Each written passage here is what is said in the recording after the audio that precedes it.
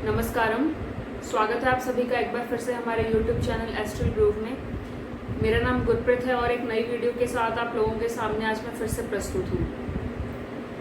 जैसे कि आप लोग जानते हैं कि कल मैंने चक्र विज्ञान के ऊपर 3 पार्ट्स में एक वीडियो बनाई है, क्योंकि देखिए चक्र का जो अपने आप में टॉपिक है वो बहुत वास्ट है, इसलिए उसको 5 मिनट में कवर कर देना वो संभव नहीं है, किसी के लिए भी संभव नहीं है। जो कर रहे हैं वो प्रॉपर आपको 5 मिनट में कंपाइल नहीं कर पाएंगे उस चीज़ को, क्योंकि अगर वो ब्रीफ में बताना है तो मोटे मोटे तौर पे आपको चीज़ें बता दें। लेकिन अगर आप पूरे तरीके से समझना चाहते हैं कि चक्र क्या होता है, प्राण शरीर क्या है, उसमें क्या क्या चीज़ें क्यों होती हैं, कैसे होती हैं, तो आपको पहले उसमें अच्छे से उसको समझना पड़ेगा।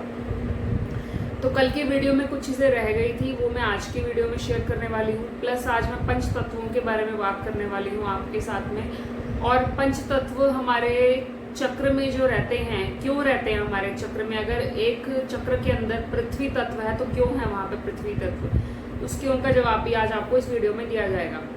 तो सबसे पहले हम पंच तत्वों के बारे में जानते हैं। पंच तत्व होते क्या हैं? पंच तत्व, पंच महाभूत या पंचभूत, कुछ भी आप इसको कह लें, ये टर्म यूज की जाती है। होता क्या है असल में? पंच यानी कि 5, क्योंकि 5 तत्व हैं। और तत्व आप समझ ही रहे हैं, एलिमेंट। चाहे आप इसको भूत कह लें, चाहे आप इसको तत्व कह लें, वो एक ही बात है। तो पंच महाभूत, पंच तत्व यानी 5 एलिमेंट्स। तो इसी से हमारा शरीर निर्मित है। हमारा ये जो शरीर बना है ये अकेली मिट्टी नहीं है। हमारा ये जो फिजिकल बॉडी अन्नमय कोश है, इसमें ये 5 तत्व ही हैं, क्योंकि इन सबका अपना अपना रोल है हमारी बॉडी में। अकेले अगर पृथ्वी तत्व होता शरीर के अंदर तो भी वो काम नहीं कर सकता था, क्योंकि पृथ्वी तत्व जड़ है अपने आप में, वो मूव नहीं कर सकता अपने आप। उसको मूव करवाने के लिए फिर एलिमेंट चाहिए कोई, तो उसके लिए फिर वायु तत्व भी चाहिए, जल तत्व भी चाहिए। यदि अकेला जल तत्व होता तो फिर शरीर को आधार कौन देता, शरीर कैसे निर्मित होता? तो पृथ्वी है, पृथ्वी आधार है। तो आप प्रकृति के अंदर भी देख लें कि एक हमारी पृथ्वी है, फिर आकाश है, वायु है, अग्नि है, जल है। तो पूरी जो हमारी नेचर है वो इन्हीं पंच तत्वों से निर्मित है, क्योंकि हर कोई अपना अपना रोल कर रहा है। अकेले आकाश हो वो भी अपना रोल नहीं कर सकता, पृथ्वी भी अपना रोल नहीं कर सकती, सबको चाहिए कुछ ना कुछ।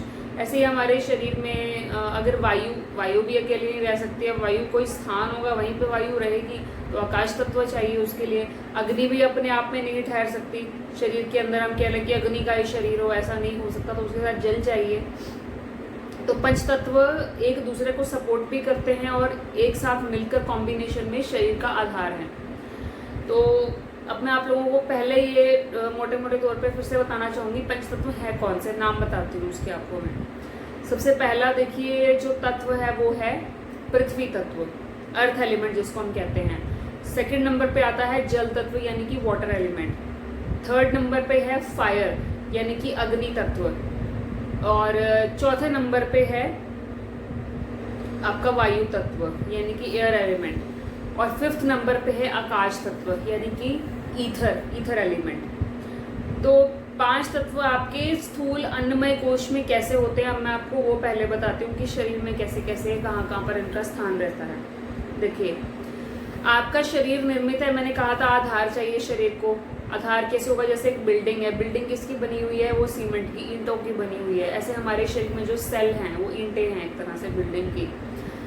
सीमेंट आपके शरीर में मांस है, मसल्स हैं, टिश्यूज हैं, फिर हड्डियां हैं जिसने उसको खड़ा किया हुआ पूरे शरीर को। हड्डियां ही नहीं होंगी, स्केलेटल सिस्टम नहीं होगा तो शरीर तो नीचे गिर जाएगा। मसल्स इतनी सॉफ्ट है, मांस इतना सॉफ्ट है, तो उसके लिए आपकी हड्डियां हैं, स्केलेटल सिस्टम है, मांसपेशियां हैं। ये जितना भी हार्ड एलिमेंट है आपके शरीर में ये सारा पृथ्वी तत्व का बना हुआ है, अर्थ एलिमेंट का, मिट्टी जिसको हम कहते हैं।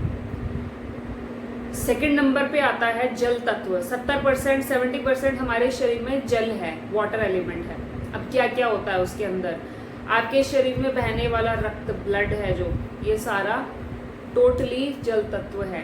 फिर आपके पेट में जो ये एसिड HCl बनता है ये भी लिक्विड है, ये भी जल तत्व है। इसके साथ अग्नि भी व्याप्त है उसके साथ में, नो डाउट, लेकिन जल तत्व भी है वहाँ पे। फिर आपके घुटनों में, आपके जॉइंट्स में जो एक लिक्विड रहता है, आपके ब्रेन में जो सेरिब्रोस्पाइनल फ्लूइड रहता है जो शॉक एब्जॉर्बर का काम करता है, जैसे झटका लगा एकदम से तो शॉक को एब्जॉर्ब कर लेता है अपने अंदर, वो भी आपका जल तत्व ही है।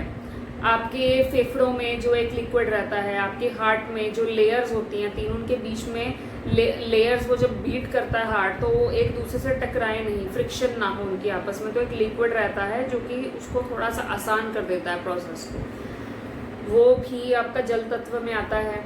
तो जल तत्व देखिए पूरे शरीर में ही है, शरीर को बाइंड करना एक दूसरे के साथ। सेल्स, यदि जल तत्व ही नहीं होगा शरीर में तो सेल्स आपस में बाइंड नहीं होंगे, वो बिखरे बिखरे रहेंगे। तो उसको जोड़ कर रखना, पार्ट्स को एक दूसरे के साथ में, सेल्स को जोड़ करके रखना, वो जल तत्व का काम रहता है। जल के बिना अग्नि भी नहीं रह सकती पेट के अंदर। अग्नि आप सोचिए अकेली रहेगी तो क्या हालत होगी, तो जल भी उसको आधार प्रदान करके रखता है ताकि वो रह सके वहां पर। तीसरे नंबर पे है अग्नि तत्व।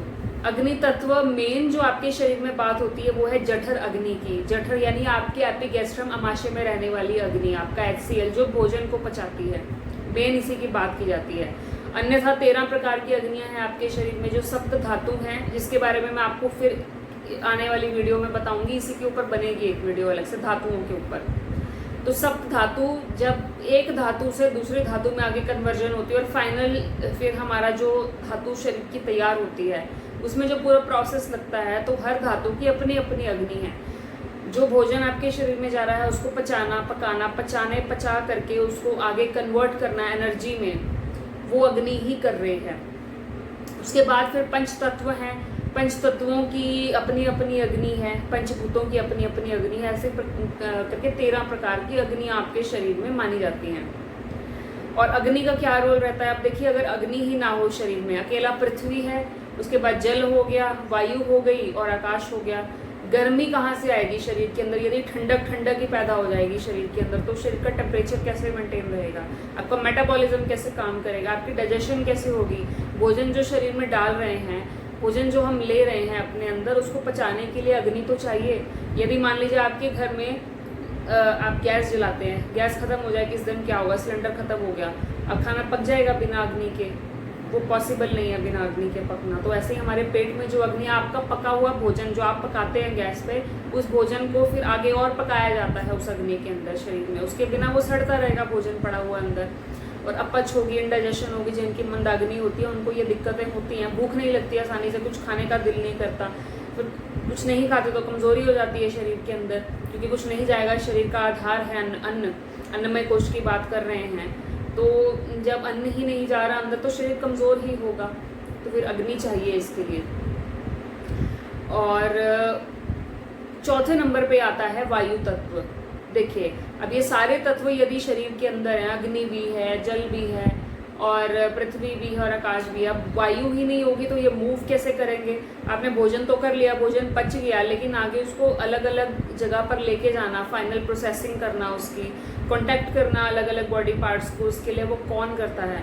तो वो कांटेक्ट करने का काम जो है वो वायु का रहता है। क्योंकि जैसे मान लीजिए आपको एक जगह से दूसरी जगह पे जाना है, तो क्या करते हैं हम? स्कूटर या कन्वेंस पे जाते हैं। उसके बिना कैसे जाएंगे? आप पैदल चल के जाएंगे, नो डाउट, वो भी मूवमेंट आपके अंदर होगी तभी आप जा पाएंगे।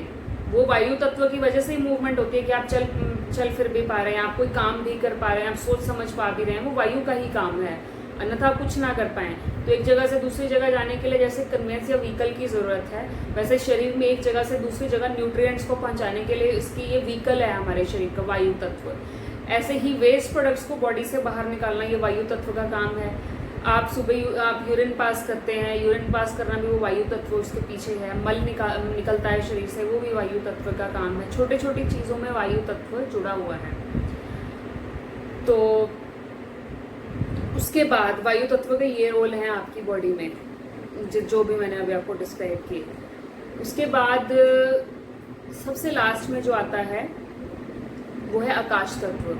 आकाश तत्व का काम ये रहता है कि शरीर को विशालता देना। आप एक्सपैंड कैसे करेंगे? एक्सपेंशन और शरीर में जो क्रियाएं हो रही हैं, अब वो क्रियाएं करने के लिए एक स्पेस तो चाहिए। एक स्पेस में बाकी सारी चीज़ें दे दी जाएं तो वो तभी काम करेंगी। अगर आकाश ही नहीं है, मान लीजिए आपके घर में आप बोलेंगे आपने सेटअप करना है किसी चीज़ का, आप ऑफिस बनाना चाहते हैं वहाँ पे, अब उस छोटा सा कमरा आपको बिल्कुल दे दें और आपका इतना सारा सामान हो और आपको कहा जाए कि स्पेस नहीं है यहाँ पे, जैसे मर्जी सेटअप कर लो, तो वो नहीं कर पाएंगे। जगह होगी कहीं पे तभी तो सेटअप होगा। ऐसे ही हमारे शरीर में आकाश तत्व होगा तभी तो बॉडी के पार्ट्स आगे उनका सेटअप हुआ है, तभी तो वो क्रियाएं हो रही हैं सेटअप होने के बाद में। तो वो जो जगह देता है शरीर में वो है आकाश तत्व। वैसे तो पूरे शरीर में भिन्न भिन्न एरियाज में आकाश तत्व रहता है कुछ कुछ मात्रा में, लेकिन हमारे जो कान हैं, कान भी हॉलो हैं, जो भी हॉलो एरिया होगा हमारे शरीर का वहाँ पे आकाश तत्व होगा। शरीर की हड्डियाँ हैं, जॉइंट्स के बीच में जो जगह है वहाँ पे आकाश तत्व विद्यमान रहता है। ब्रेन में जो खाली स्थान है वहाँ पे आकाश तत्व विद्यमान रहता है। आपका ये जो फेस का जो ये स्ट्रक्चर है हड्डियों का, यहाँ साइनस है, साइनस के बीच में जो ये हॉलो एरियाज रहते हैं यहाँ पे आकाश तत्व रहता है। और उसके साथ में वहाँ वायु तत्व भी रहती है खाली स्थान में, ये चीज़ें रहती हैं। तो पांचों तत्वों का अपना अपना रोल है शरीर के अंदर, ऐसे आपका शरीर नहीं काम कर रहा। और उसके अलावा स्थूल शरीर के अलावा आपके हाथों में भी और पैरों में भी ये पंच तत्वों की लोकेशन होती है। कैसे कैटेगराइजेशन है वो सुनिए। आपका ये हाथ है, हाथ में जो आपकी सबसे पहली फिंगर रहती है ये वाली, इस फिंगर को कहते हैं वायु तत्व। इसमें वायु तत्व विद्यमान है। अगर आप इसको देखना चाहें कुछ इस तरीके से, तो अगर हम हाथ को ऐसे उल्टा कर रहे हैं, मैं करके दिखा रही हूँ सिर्फ आपको, आप याद करने के लिए कि ये वायु जो है, ये इंडेक्स फिंगर आपकी वायु हो गई। वायु मतलब जो ऐसे की तरफ सामने की तरफ जाती है, वायु, वायु तत्व चलायमान है, गति है जिसमें सामने की ओर जा रही है। अब उसके बाद अगला जो आपका एलिमेंट आता है ये अंगूठा जो ऊपर खड़ा हुआ है। वैसे अंगूठे से ही शुरू करना चाहिए था मुझे। अंगूठा आपका है अग्नि तत्व, ये ऊपर की ओर अग्नि है। ये याद करने के लिए आपके लिए है कि अंगूठा यानी कि अग्नि ऊपर की ओर जो उठ रही है, इसमें अग्नि तत्व रहता है आपके अंगूठे के अंदर। इसमें रहता है वायु तत्व। ये जो बड़ी फिंगर है सबसे, जैसे आकाश विशाल है सबसे ज़्यादा, वैसे ही आपकी सभी फिंगर्स में आपकी मिडल फिंगर बड़ी रहती है, तो ये है आकाश तत्व का सूचक। उसके बाद आपका आता है आकाश के नीचे पृथ्वी होती है। तो आकाश के नीचे पृथ्वी है, तो अब आप इजीली याद कर पाएंगे कि आपकी जो ये इंडेक्स फिंगर कह रही हूँ, माफ़ कीजिएगा, आपके रिंग फिंगर, ये जिसमें आप अंगूठी पहनते हैं, तो इसमें रहता है पृथ्वी तत्व, अर्थ एलिमेंट। और पृथ्वी के अंदर जल है, तो सबसे लास्ट में आपका है जल तत्व, वाटर एलिमेंट। कैसे? सबसे पहले अग्नि तत्व, फिर वायु तत्व, फिर आकाश तत्व, उसके आकाश के नीचे पृथ्वी है तो पृथ्वी तत्व, और सबसे आखिर में आपका है जल तत्व, पृथ्वी के भीतर। ये याद करने के पर्पस के लिए हो गया। तो आपके हाथ में ऐसे ये पंच तत्व रहते हैं, ऐसे ही आपके पैरों में भी फिर ये पंच तत्व रहते हैं। सेम इसी तरीके से आपके फिंगर्स में, जैसे अंगूठा है तो उसमें अग्नि तत्व रहेगा, ऐसे सारे एलिमेंट्स की पैरों में भी कैटेगराइजेशन है। तो अब इसके साथ एक मैं रीज़न आपको साथ में ये भी जोड़ना चाहूँगी कि कुछ लोग, जैसे अब पुराने समय में हमारे परंपरा थी कि हाथ से खाना खाया जाता था। आजकल क्या हो गया, स्पून्स आ गए, क्योंकि हमने पाश्चात्य संस्कृति को इतना ज़्यादा यहाँ पे फॉलो करना शुरू कर दिया है कि हम अपनी संस्कृति को भूल गए हैं। हम सोचते हैं कि अनपढ़ और गंवार लोग हाथ से खाते हैं, ये हमारी सोच बन चुकी है।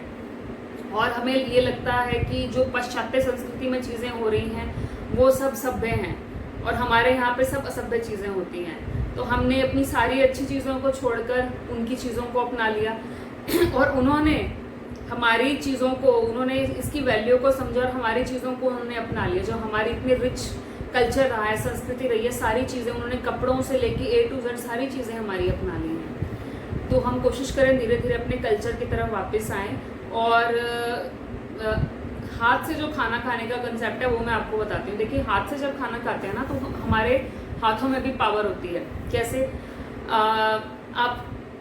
जब आप भोजन बनता है, तो भोजन आपके सामने आया जिस समय, तो आप लोग ये सोचते होंगे कि भोजन सिर्फ हम मुंह से ही करते हैं। आपके मुंह में आपने निवाला डाला और भोजन अंदर चला गया, दैट्स इट। लेकिन नहीं, भोजन मुंह से खाने से पहले आपकी पहले तो दोनों आंखें, आप पे जो सेंस ऑर्गन है, ये जो आपके 5 जो ये दिए हुए हैं ना ज्ञानेंद्रियां, ये जो ज्ञान बाहर से एनवायरनमेंट से ज्ञान लेके आपके शरीर में भेजती हैं और फिर क्रियाएं करती हैं फर्दर, ये पहले ही भोजन खा लेती हैं, ये ज्ञान सारा ले लेती हैं उसका।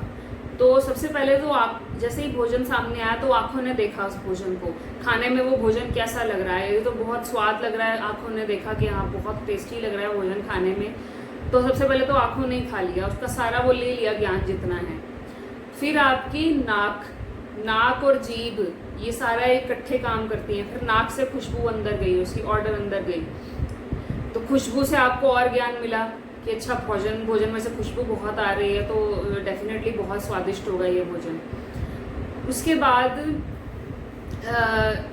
आपके हाथ है, यदि तो आप हाथ से खाना खा रहे हैं तो जैसे ही आप उसको खाना शुरू करेंगे, आपने निवाला उठाया या जैसे आप चावल खा रहे हैं तो आपने हाथ से ऐसे निवाला उठाया और मुंह के अंदर डाला, तो वो हाथों ने फिर खाया भोजन को। तीसरे नंबर पर पहले आँखों ने, फिर नाक ने खुशबू ली उसकी, वहाँ से खाया, फिर आपके हाथों ने उसका ज्ञान लिया और वो हाथों ने खाया सबसे पहले भोजन और उसको ज्ञान मिल गया भोजन कैसा है, सॉफ्ट है, हार्ड है, कैसा होगा खाने में, ये स्वादिष्ट होगा कि नहीं, वो सब। और एक और चीज़, जो पंच तत्व आपके हाथों में है वो पंच तत्व भी उसके अंदर मिक्स हो जाते हैं भोजन में, जैसे जब आप हाथ से खाते हैं भोजन को। और सही मायने में जो खाना खाने का तरीका है, मैं ये नहीं कह रही कि हर समय हर जगह पे वो पॉसिबल है, या आप किसी ऐसी जगह पे हैं जहाँ बहुत ज़्यादा अनहाइजीनिक जगह है, वहाँ पे आप ज़रूर आप स्पून का यूज़ कर सकते हैं। हाथ धोना पॉसिबल नहीं है या आपने हाथ सैनिटाइज किए हैं तो ना खाएं तब हाथ से, आप तब स्पून से खा लें, क्योंकि अच्छे से ऑब्वियसली हाथ धोकर ही आपको खाना खाना चाहिए। इसीलिए कहा जाता है कि जर्म्स एंड बैक्टीरिया अंदर चले जाते हैं। तो वैसे कोशिश ये करें आप कि आप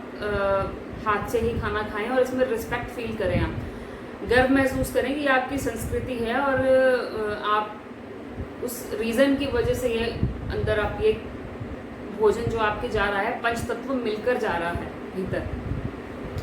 तो पंच तत्व मिक्स हो गए, हाथों ने ज्ञान ले लिया, उसके बाद शरीर में जब गया, सबसे पहले आपने मुंह में रखा जब, तो आपकी जीभ ने ज्ञान लिया उसका कि खाना बहुत स्वाद है, साथ में खुशबू आई उसकी, फिर उसका और सारे टेस्ट बर्ड्स जितने हैं आपके यहाँ पर जितने भी अंदर रहते हैं, जो कि खट्टा मीठा और नमकीन जितने भी तरीके के स्वाद हैं, उन सारे स्वाद को लेने के लिए जो टेस्ट बड्स अलग अलग तरीके के आपके जीभ में होते हैं, उन्होंने स्वाद लेना शुरू किया। जहाँ पे आपका नमकीन भोजन खाने के लिए टेस्ट बड्स होंगे, वहाँ पे वो स्वाद आपको मिलेगा। जहाँ मीठा खाने के लिए होंगे, वहाँ पर आपको मीठे का स्वाद आएगा, ऐसे ही कड़वे का स्वाद आएगा, तो ऐसे ही खट्टे का स्वाद भी आपकी जीभ में रहता है। तो वो अलग अलग तरीके की वहाँ पे लोकेशंस रहती हैं। तो ऐसे करके फिर लास्ट में भोजन चबाने के बाद में फिर आपके पेट में जाता है और फिर आप उसको फाइनली अंदर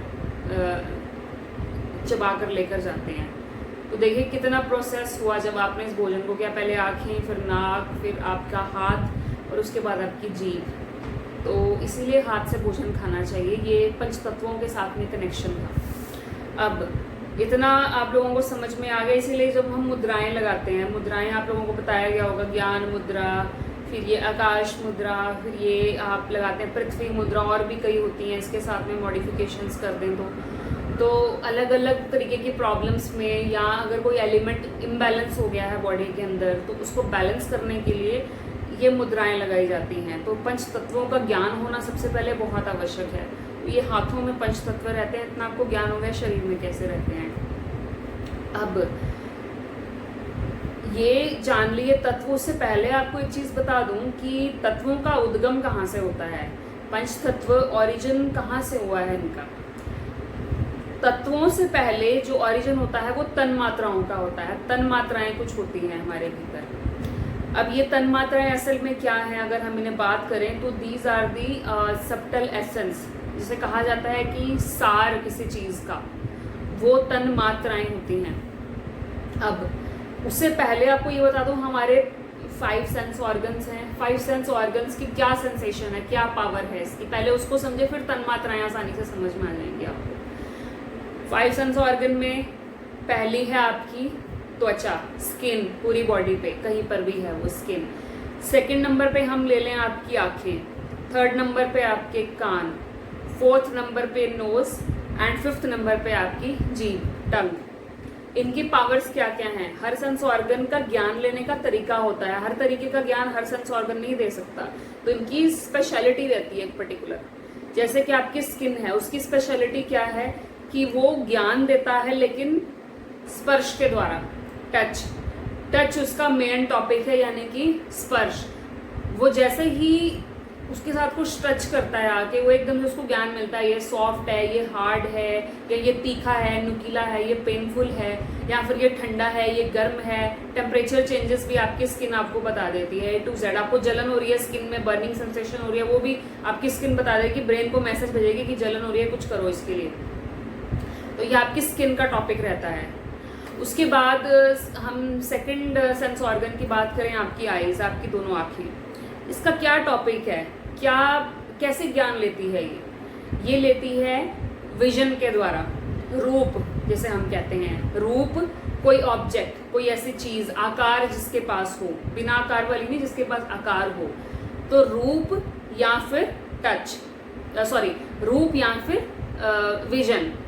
तो इसके द्वारा ज्ञान जाता है। ये कोई चीज देखती है वातावरण में, अच्छा ये ऑब्जेक्ट बाहर है, या फिर कोई ऐसी चीज सामने से आ रही है जो कि बहुत ही प्लेजरेबल है। आपको कोई पुराना दोस्त आ रहा है सामने से, आप उसको जानते हैं और बार बार जब आप पहली बार उससे मिले तो सेंसेशन के साथ में फिर परसेप्शन भी जुड़ जाती है। परसेप्शन यानी कि आपकी जान पहचान हो गई, आपका ज्ञान हो गया कि नहीं ये मेरा दोस्त है। तो अब वो सेंसेशन के साथ में परसेप्शन भी जुड़ी हुई है। आपने देखा कि मेरा दोस्त आ रहा है सामने से, तो एक रिएक्शन होगा, ब्रेन को मैसेज आएगा मेरा दोस्त आ रहा है, तो मुझे अब क्या करना चाहिए, मुझे उसे ग्रीट करना चाहिए। या फिर कोई ऐसी ऑब्जेक्ट आपने देखी, आप वातावरण में कोई चीजें देखते हैं, कोई भी, आपने पक्षी देखा, आपने कोई कीड़ा देखा, कुछ भी देखा, तो रूप को देखना, रूप यानी कि विजन, वो आंखों का टॉपिक है। थर्ड नंबर पे बात होती है हमारे कानों की, ईयर्स।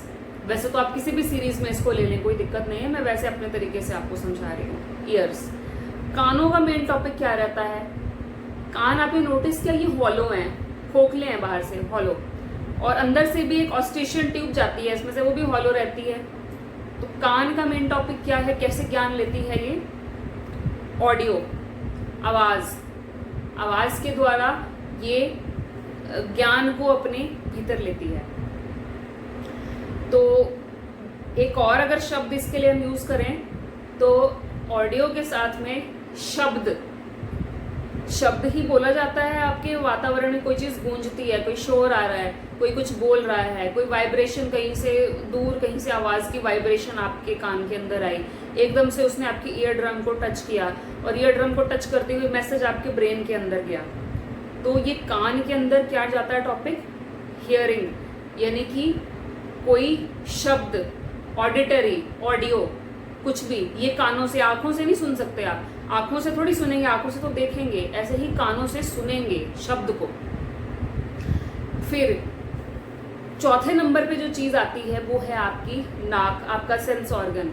अब इसका क्या टॉपिक रहता है, ये कैसे ज्ञान को लेता है अपने अंदर, ये लेता है गंध से, स्मेल, कोई स्मेल आपके वातावरण में, चाहे वो अच्छी है, बहुत ही प्लेजेंट है, परफ्यूम की खुशबू हो गई, डिओड्रेंट हो गया, आपने बोला बहुत अच्छी खुशबू आ रही है कहीं से, क्या कौन सा डिओड्रेंट लगाया आज आपने, या खाना बहुत टेस्टी बना है तो खाने की खुशबू एकदम से उसका जाती है अंदर, या बहुत ही अनप्लेजेंट, बहुत स्मेल आ रही है आपको, आप कहते हैं कि बहुत खराब गंदी सी स्मेल आ रही है, कहाँ से आ रही है, तो वो ज्ञान देना, अच्छी और बुरी स्मेल जो भी है, गंध का ज्ञान देना, वो नाक का काम रहता है। उसमें जो सेल्स होते हैं वो सेंसिटिव होते हैं इतने ज़्यादा कि वो मैसेज फिर आपके ब्रेन को पहुंचाते हैं। फिर सबसे फाइनल सेंस ऑर्गन की हम बात करें तो वो है आपकी जीभ। मुंह की बात नहीं कर रही मैं, जीभ की बात कर रही हूँ। ये आपकी जीभ जो है ये कोई ऐसी वैसी चीज़ नहीं है, 1.5 इंच की जीभ है ये, लेकिन बहुत बड़े बड़े काम इसके हैं। एक तो है खाने को पचाना, खाना जैसे ही आपने जीभ में रखा पहले तो आपको ज्ञान देना कि अच्छा ये खाना कैसा है, आपको जीभ पे रखते सार से पहले तो नाक से पता चल जाएगा, फिर जीभ से खाना बासी है या खाना फ्रेश है, खाने का टेस्ट क्या है ये बता देगी वहीं पे। फिर खाने को चबा चबा करके, जो सलाइवा सिक्रेट होता है आपके मुंह में, चबा चबा करके टाइलिन जो एक एंजाइम निकलता है आपके सलाइवा में से, उसको पचाना, भोजन को, यहाँ पे कार्बोहाइड्रेट्स को पचा देना, ये इसका काम रहता है। तो यहाँ आपकी जीभ ये काम कर रही है। तो जीभ ने कैसे किया, टेस्ट से, स्वाद यानी कि रस, रस है उसके अंदर, रस यानी कि स्वाद। रस मैं वो नहीं कह रही कोई आप जूस पी रहे हैं तो वो वाला रस है, उसको भी रस ही कहा जाएगा, लेकिन यहाँ रस की बात हो रही है टेस्टी फूड, किसी भी चीज़ का स्वाद मिलना। तो ये इनके टॉपिक्स हैं 5 सेंस ऑर्गन्स के। और इन्हीं के साथ में जो मैंने आपको तन्मात्राएं भी बता दी हैं, दोबारा से रिपीट कर देती हूँ। आपका जो ये स्किन है, स्किन का टॉपिक मैंने बताया था आपको स्पर्श। स्पर्श इसकी तन मात्रा भी है, आपके स्किन की तन मात्रा स्पर्श है। अब स्पर्श में से आगे एक एलिमेंट का ओरिजिन हुआ है, वो है वायु। पंच तत्वों में से वायु का ओरिजिन इसी में से हुआ है। अब कैसे, अब देखिए स्किन को टच करके क्या निकलेगा, वायु। वायु इसको एकदम से स्पर्श करती है तो आपको पता चल जाता है कि नहीं कोई किसी चीज़ ने मुझे टच किया है आके। मैं हार्ड टच की बात नहीं कर रही, सॉफ्ट टच। तो वायु, गर्म हवा चल रही है, ठंडी हवा चल रही है, या जलन हो रही है मुझे स्किन में, तो वो वायु एकदम से वहाँ स्पर्श करती है आपके पोर्स को और आपको बता देती है। तो इस तन्मात्रा, स्पर्श तन्मात्रा में से वायु तत्व, एयर एलिमेंट का उद्गम हुआ है।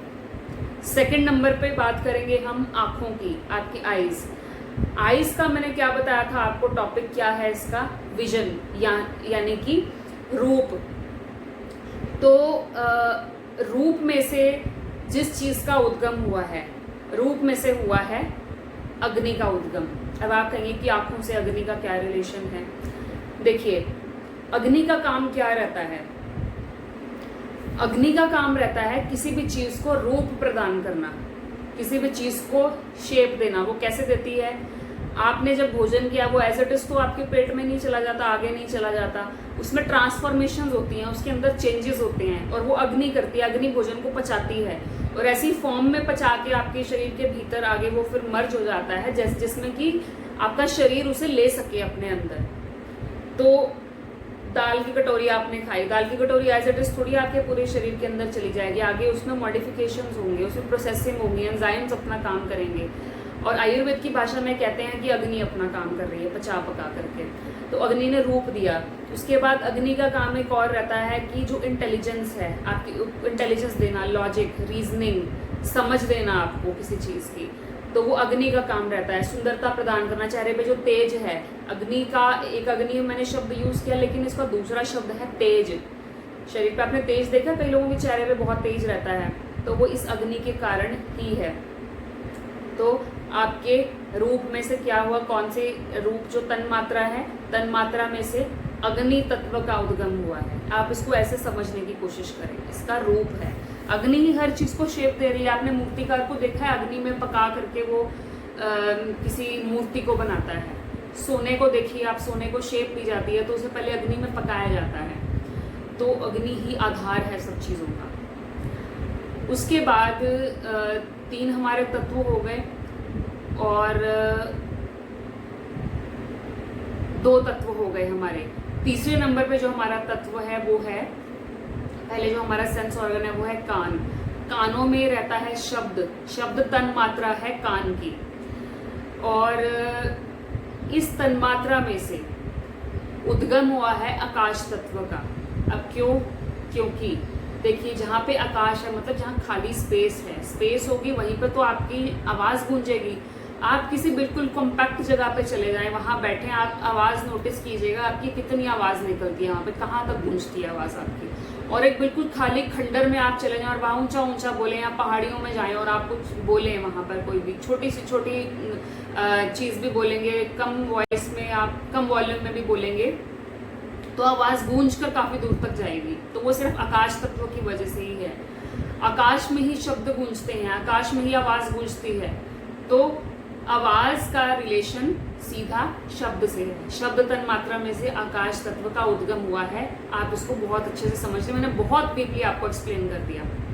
अब चौथे नंबर पे जिस एलिमेंट की बात हो रही है, पहले फिर आपकी ये आती है आपकी नोज, नाक। नाक का क्या तन्मात्रा थी, मैंने आपको भी बताया था, सुगंध लेना, गंध लेना, स्मेल।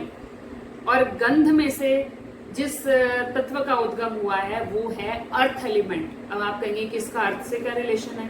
देखिए गंध किस चीज की आती है, अर्थ में से गंध आती है। आपने बारिश के मौसम में देखा है, जैसे ही पृथ्वी के ऊपर, मिट्टी के ऊपर पानी की बूंदें गिरती हैं तो एकदम से खुशबू उठती है मिट्टी की, तो वो पृथ्वी में से खुशबू आती है। पूरे एनवायरनमेंट में वो पार्टिकल्स हैं अर्थ के, मिट्टी के जगह जगह, जो जहाँ से आपको ये सेंसेशंस अंदर मिलती हैं, मैसेजेस मिलते हैं। तो आपकी गंध की जो तन्मात्रा है उससे आपके अर्थ एलिमेंट का उद्गम हुआ है। हालांकि अर्थ एलिमेंट है पूरे शरीर में, लेकिन हुआ उद्गम इसी तन्मात्रा में से ही है उसका। फिर आगे जब हम बात करेंगे 5th नंबर पे जो टॉपिक है वो है हमारा जीभ। जीभ में जो तन्मात्रा रहती है वो है स्वाद, रस। आपने भोजन किया उसका रस, और रस में से जिस एलिमेंट का उद्गम हुआ है वो है आकाश। रस में से जल तत्व का उद्गम हुआ है। अब वो आप सोच रहे होंगे कि क्यों। देखिए, आपकी जीभ है, जीभ से आप तभी तक स्वाद ले सकते हैं जब तक उसमें जो सलाइवा है वो आ रहा है। अगर बिल्कुल ही, कुछ लोगों का आपने देखा कि मुंह सूखता है और बिल्कुल भी सलाइवा नहीं बनता, तो सलाइवा के एब्सेंस में जो भी वो भोजन करते हैं उसका भी स्वाद नहीं उनको मिल पाता, क्योंकि वो मिक्स ही नहीं हो पाता साथ में, उसके सलाइवा के लिक्विड फॉर्म में नहीं बन पाता, तो उसका स्वाद भी नहीं मिलता उन्हें। तो लिक्विड के साथ ही किसी चीज़ का स्वाद मिल पाता है। इसीलिए जो तन्मात्रा है, आपकी जो जीभ है, यानी कि जो मैंने आपको ये बताया रस में से उद्गम हुआ है जल तत्व का। इस चीज़ को आप अच्छे से समझ लें कि तन्मात्राओं में से कंफ्यूज नहीं होना आपने। तन्मात्रा में से जल तत्व का उद्गम हुआ है, ये इस तरीके से ये चल रहे हैं सारे तत्व। अब कल जो मैंने आपको माफ कीजिएगा, कल जो मैंने आपको 7 चक्र समझाए थे, उस चक्र के अंदर भी ये तत्व रहते हैं।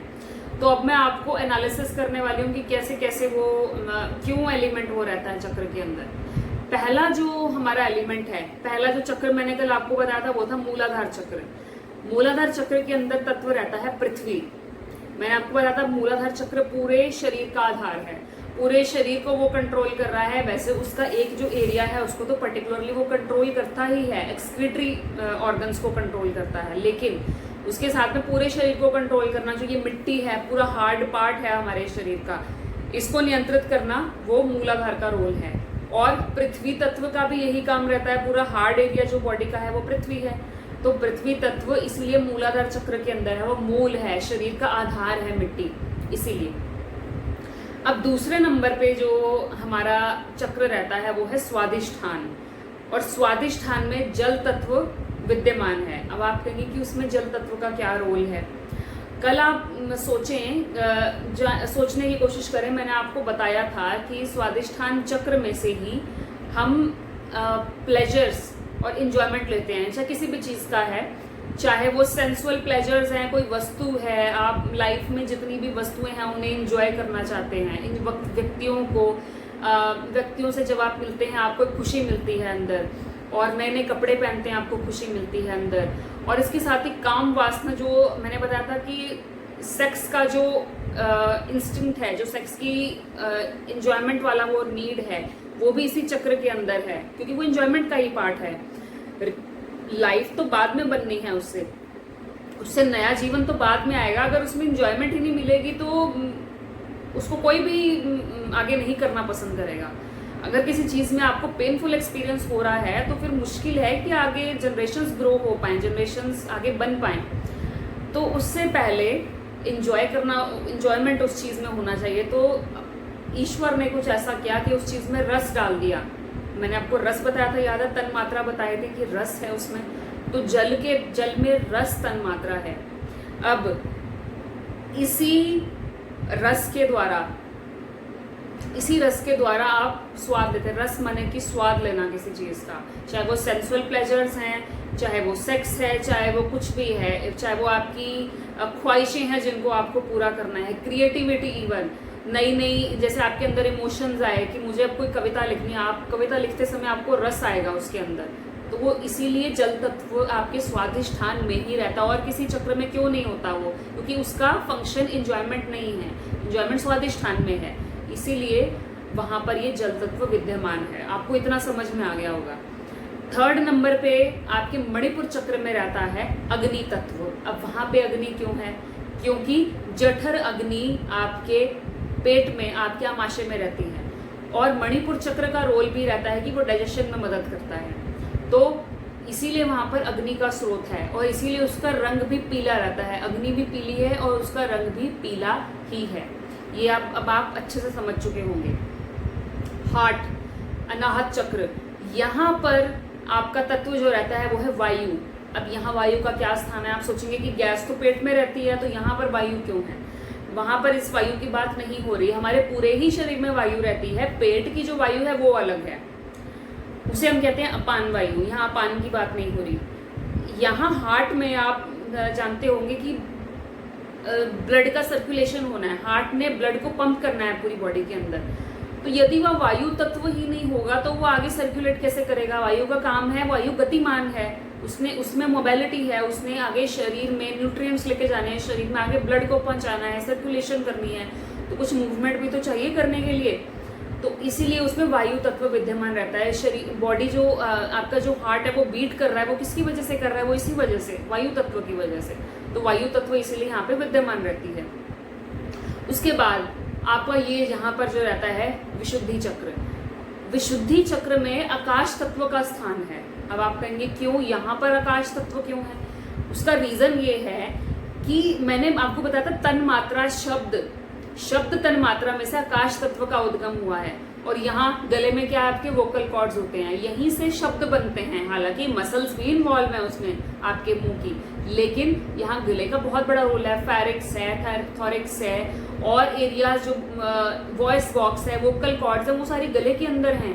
इसीलिए आवाज कहाँ गूंजती है? आकाश में सबसे ज्यादा गूंजती है, स्पेस के अंदर गूंजती है। इसीलिए यहाँ पर आकाश तत्व विद्यमान रहता है। अब आपको इतना समझ में आ गया होगा ये जो एनालिसिस मैंने समझाया।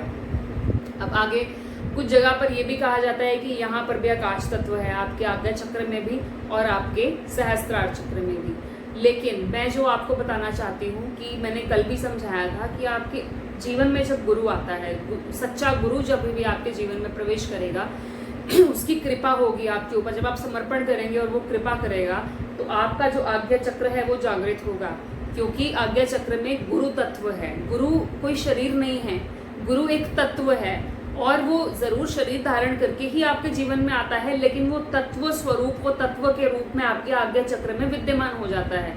इसलिए जब भी आपको गुरु का ध्यान करना है तो आप अपने यहाँ आज्ञा चक्र में ध्यान करते हैं।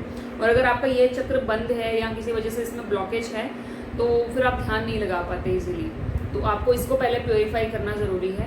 या तो इसमें जीवन में गुरु आ गया, आपने पूर्ण समर्पण कर दिया तो आपका ये चक्र खुलेगा, या फिर आपको फिर और टेक्निक्स इसके लिए करनी पड़ेंगी जिससे कि आप इस चक्र को प्योरीफाई कर पाएँ। तो आज्ञा चक्र जो कि आपको आज्ञा दे, और आज्ञा कौन देता है आपको? आपका गुरु। तो गुरु तत्व विद्यमान हो गया, ऑटोमेटिकली पूरे शरीर को, आपके मन को वो आज्ञा देगा क्या सही है, क्या गलत है, क्या करना है जीवन में। और सबसे ऊपर यहाँ आपके सहस्त्रार में है शिव का वास। शिव जो कि अब हमारी पूरी सृष्टि के सबसे पहले सद्गुरु थे। शिव जो कि पूरी सृष्टि में विद्यमान है, पूरी प्रकृति में विद्यमान है। शिव शिवा वो स्वरूप जो ईश्वरीय स्वरूप है, और वही हमारे भीतर भी है। हम कहते हैं हमारे भीतर ईश्वर का वास है। कहाँ है हमारे भीतर ईश्वर का वास? यहाँ हमारे सहस्त्रार चक्र के भीतर, यहाँ शिव तत्व का वास है। और मैंने कल आपको बताया था कुंडलिनी शक्ति हमारे भीतर होती है। शक्ति, चेतना, वो चेतना आपके मूलाधार में है। अब क्यों? देखिए, अब हम इसको ऐसे समझने की कोशिश करें कि जब मोक्ष और मुक्ति की प्राप्ति होती है तो वो कैसे होती है। आप जीवात्मा स्वरूप, आपने जन्म लिया इस पृथ्वी पर। आप पृथ्वी पर जन्म लेने के बाद, इस मृत्यु लोक में जन्म लेने के बाद यहाँ के टॉपिक्स में, यहाँ के रिलेशनशिप्स में, अटैचमेंट्स में फंस गए और ईश्वर को तो भूल ही गए बिल्कुल। आपको बस एक ही चीज़ का टेंशन है, मुझे पैसे कमाने हैं, मुझे अपना जीवन यापन करना है। चिंताएं, डिप्रेशन, सब कुछ आपको घेरे रहता है। लेकिन जन्म के समय आपको ये सब चीज़ें याद रहती हैं कि मेरा इस धरती पे आने का मकसद क्या है। मैं मोक्ष मुक्ति प्राप्त करने आया हूँ, मुझे ईश्वर के पास फिर से वापस जाना है, मुझे खुद को जानना है। ईश्वर के पास तो आप कहाँ ही जाएंगे, सारी सृष्टि में ही वो विद्यमान है, लेकिन वो आप ही असल में वो हैं, यह आपको जानना था। और आप इस पृथ्वी पर अनुभव करने आए थे इन सब चीज़ों को, और उसके बाद आपको फाइनली उसके अंदर में मर्ज हो जाना था, ईश्वर के अंदर। लेकिन हम भूल जाते हैं ये सब चीज़ें। तो होता क्या है, अब मैं समझाना चाह रही हूँ आपको। अब आप समझे कि शिव शिवा यानी कि शक्ति, पार्वती और शिव, उनका मिलन करना। अब वो अभी मिले नहीं है, एक दूसरे से उनका मिलन नहीं हुआ। जब तक उनका मिलन नहीं ना होगा, आपको आत्म साक्षात्कार भी प्राप्त नहीं होगा, आपको मोक्ष भी नहीं मिलेगा, और आप ऐसे ही भटकते रहेंगे। और वो कैसे होगा? आपका मूलाधार चक्र, उसमें शक्ति का वास है। उसमें कुंडलिनी या जैसे हम चेतना शक्ति भी कह देते हैं, कुछ भी कह लें, प्योर कॉन्शियसनेस कह लें, वो सोई हुई अवस्था में है। सोई हुई अवस्था में क्यों है? ऐसा नहीं है कि वो नींद में सो रही है, वो अज्ञानता में क्यों सो रही है? क्योंकि आपके भीतर अज्ञान है, आप इतने ज़्यादा प्योर नहीं हो पाए, अभी आप इन चीज़ों से ऊपर नहीं उठ पाए। जो छोटे छोटे ये घृणा है, राग द्वेष, इन सबसे आप ऊपर नहीं उठे, तो वो चेतना शक्ति भी जागृत नहीं हो पा रही है उस वजह से।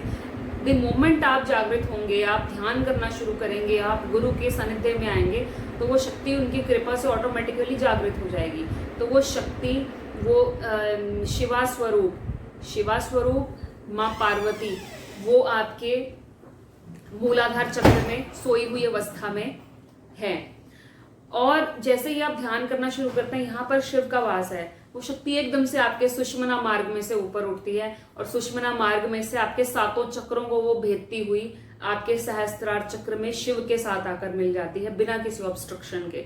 तो फिर उसी क्षण आपको मोक्ष की प्राप्ति हो जाती है। और जब ये शक्ति, ये चेतना आपके सहस्त्रार में ही वास करने लग जाए, जैसे सिद्ध हैं, सिद्धों के यहीं पर वास करती है ये चेतना शक्ति, और आम इंसान के ये मूलाधार में ही वास करती है।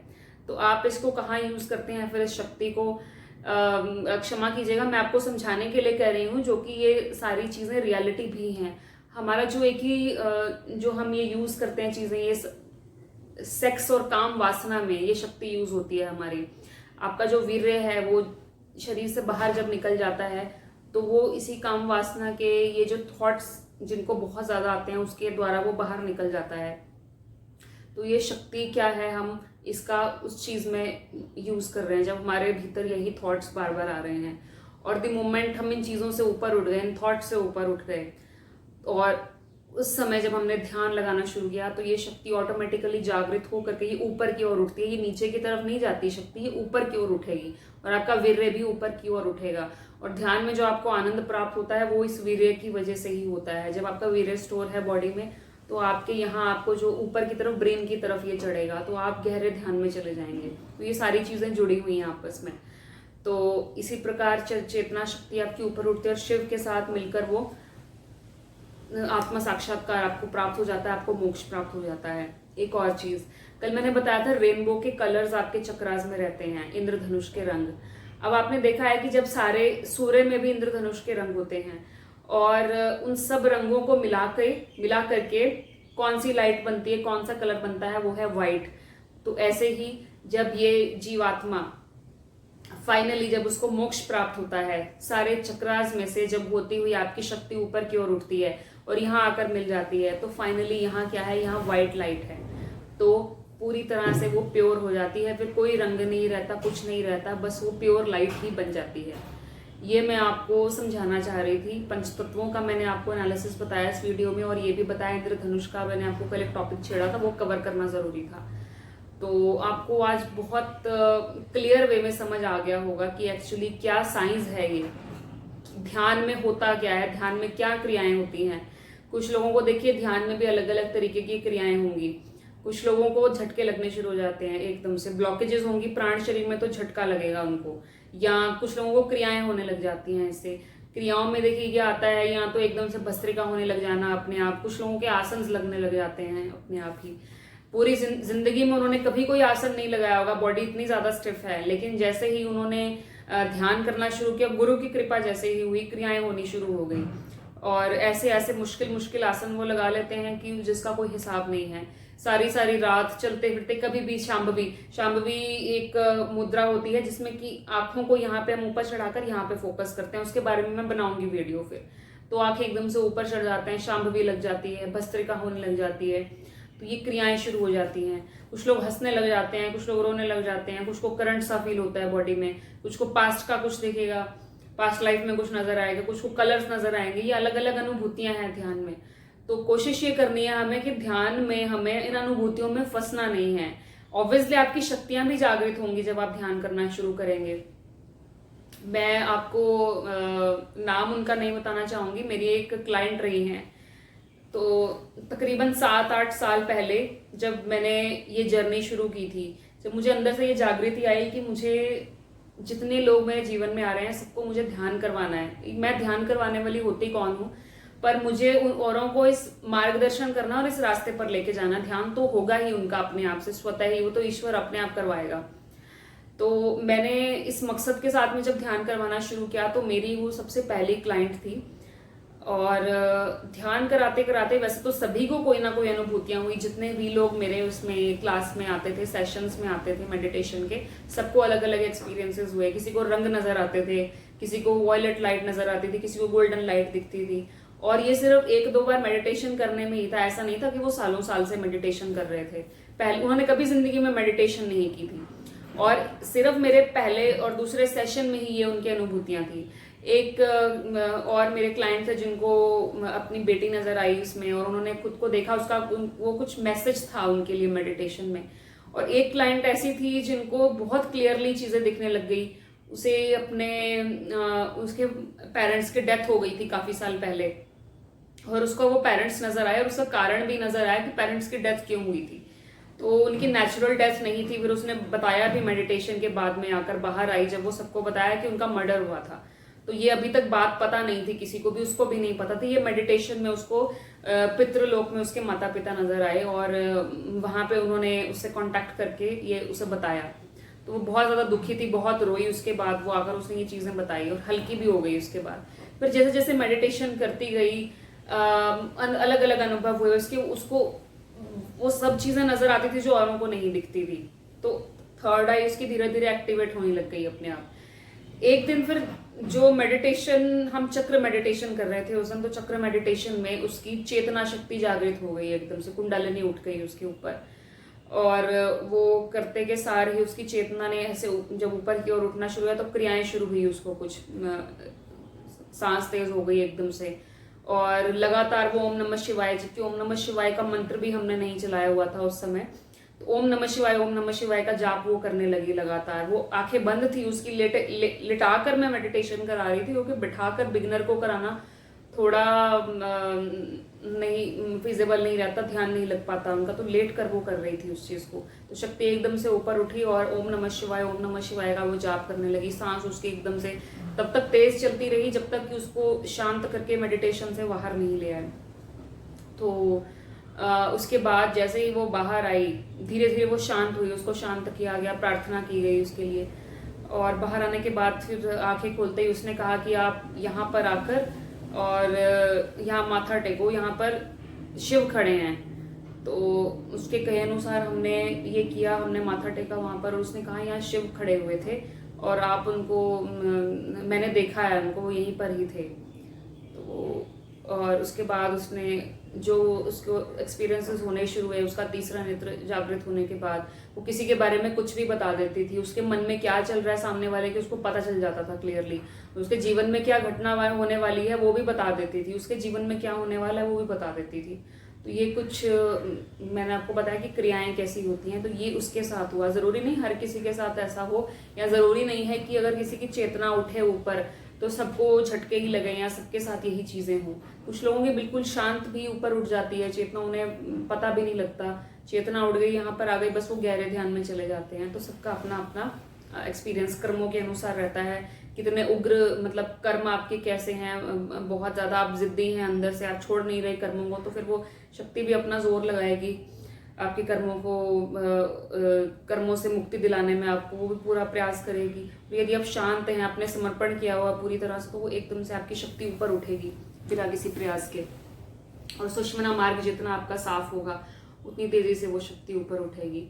तो ये मैंने आपको एक्सपीरियंस शेयर किया। बल्कि ऐसे ही एक्सपीरियंसेस जिन भी क्लाइंट्स के साथ मेडिटेशन हो रही है हमारी, तो उनकी यही अनुभव है कि धीरे धीरे उनको ज्ञान होने लग गया है इस चीज़ का, और वो बता देते हैं कि सामने वाले के माइंड में क्या चल रहा है। तो मेडिटेशन से ये पावर्स आती हैं डेफिनेटली, लेकिन आपको मैं बताना चाहूंगी कि हमें इसमें फंसना नहीं है। आगे चक्र आपका जब जागृत होगा तब ये पावर्स आपके भीतर जागेंगी, और जब हम इन चीज़ों से ऊपर उठ जाएंगे, आपके सहस्त्रार में चेतना जब जाएगी, तो यहाँ आपको आनंद, परमानंद और आत्म साक्षात्कार प्राप्त होगा। तो लक्ष्य हमारा यही है कि हमें आत्म साक्षात्कार प्राप्त करना है। बीच में जो ये पावर्स आ रही हैं ये तो ठीक है, आएंगे ही, लेकिन आपको इनके चक्कर में फंसना नहीं है। तो आपको ये चीज़ें समझनी है कि मेडिटेशन का रास्ता इतना आसान भी नहीं है। हम लोग ये सोचते हैं कि हम मेडिटेशन करने बैठ जाएं और मंत्र चला लें या कोई भी ऑडियो चला लें, वो इतना आसान नहीं है। तो अपने आप इसको आप कोशिश ना करें करने की, किसी के गाइडेंस में करें। आपके जो भी आसपास, जरूरी नहीं है कि आपने मेरे स्वास्थ्य मेडिटेशन करनी है, आप किसी के भी शिविर में जाकर मेडिटेशन करें। कोई यदि आपके जीवन में गुरु हैं तो उससे उत्तम कोई चीज़ नहीं हो सकती। उनके मार्गदर्शन में आप, उनके सानिध्य में बैठकर आप ध्यान करें। यदि नहीं है कोई तो आप किसी योग की कक्षा में जाते हैं और आप जानते हैं कि वो काफ़ी वर्षों से इस फील्ड में हैं, किसी न्यू कमर के पास जाकर नहीं, उसके बारे में पहले पूरी जानकारी ले लें उस व्यक्ति के बारे में, तो फिर आप उनके गाइडेंस में बैठकर मेडिटेशन करें। तो ये इसमें रिस्क भी रहता है कई बार। मेडिटेशन अगर आपने अपने आप कर ली और गलत ऊर्जा इधर उधर उठ गई तो यहाँ तो आप फंस जाएंगे किसी एरिया में जाकर, क्योंकि कर्म पड़े हुए हैं अंदर जब तक, तो किसी कर्म में फंस जाएंगे जाकर। पास्ट में कुछ लोग फंस जाते हैं, या फिर मेंटल बैलेंस भी कई बार खराब हो जाता है। तो ये कुछ चीज़ें रहती हैं, तो आपको बहुत ध्यान देना पड़ेगा। जो बहुत क्यूरियस हैं इन चीज़ों के लिए, मुझे भी कभी कभी कई लोग मिलते हैं जो कहते हैं कि बहुत क्यूरियस हैं, कुंडलिनी शक्ति ऊपर कैसे उठती है, पास्ट लाइफ में क्या है, तो हम यही कहते हैं कि आप इन चक्करों में ना पड़ें। इसमें कुछ नहीं रखा, जो प्रेजेंट है आपका, आप उस पर फोकस करें। यह वर्तमान ही सब कुछ है। पास्ट जो निकल गया, पास्ट लाइफ निकल गई, लाइफ जो आपने वो निकाल दी, अब वो आप उसके बारे में कुछ नहीं कर सकते। और जान भी लेंगे आप यदि उसके बारे में, और किसी व्यक्ति के बारे में भी जान लेंगे कि उसका आपके साथ क्या रिलेशन था, तो आप क्या कर लेंगे उसके बारे में। तो ये आपका कर्म क्षेत्र है, जो ये जीवन है, तो आप इसमें अपने प्रेजेंट में अपने कर्म करें और इस मृत्यु लोक से आप तभी ऊपर उठ सकते हैं। तो ये चक्र के बारे में ये जानकारी थी। और प्राणायाम के द्वारा हम इनको प्योरीफाई करते हैं, अपने शरीर को तैयार करते हैं आगे ध्यान के लिए। ध्यान सीधा नहीं कभी भी करवाया जाता और करना भी नहीं चाहिए। पहले तैयारी रखें, हर चीज़ की तैयारी होती है। पहले खाना भी बना रहे हैं आप तो उसकी तैयारी करते हैं। पहले ऐसा नहीं कि सीधा ही जाकर खाना बनाने लग जाएंगे, मसाला वगैरह काट के रखेंगे, सब करेंगे। तो ऐसे ही मेडिटेशन, जब आप आसन लगाते हैं तो आसन से पहले कुछ बेसिक एक्सरसाइजेस करवाई जाती हैं, कुछ समय, कुछ महीने, 1-2 महीने, ताकि बॉडी कंडीशन हो जाए। फिर आपको आसन पे धीरे धीरे डाला जाता है। सिंपल आसन, फिर थोड़े मीडियम कैटेगरी के आसन, फिर थोड़े हैवी आसन। तो ऐसे ही मेडिटेशन में भी रहता है, सीधे कभी नहीं ध्यान करवाया जाता। ज्यादा से ज्यादा कोई करवाएगा तो ब्रीदिंग के ऊपर फोकस करवा देगा, ज्यादा से ज्यादा शरीर के ऊपर फोकस करा देगा, योग निद्रा करवा देंगे, उसमें कोई वो नुकसान नहीं है, वो कर सकते हैं। लेकिन ध्यान थोड़ा सा, इसमें आपको रिस्क भी है, तो थोड़ा ध्यान से करने की जरूरत है। तो बस यही था जो मुझे आज की वीडियो में आपको बताना था। काफ़ी चीज़ें मैंने इसमें कवर कर दी हैं आपके साथ में। तो आई होप आप ये वीडियो, आपको ये पसंद आई होगी और आप इसे सुनेंगे और अपने जीवन में भी उतारेंगे। तो अभी के लिए आप लोगों से मैं विदा लेती हूँ। आप सभी का बहुत बहुत धन्यवाद।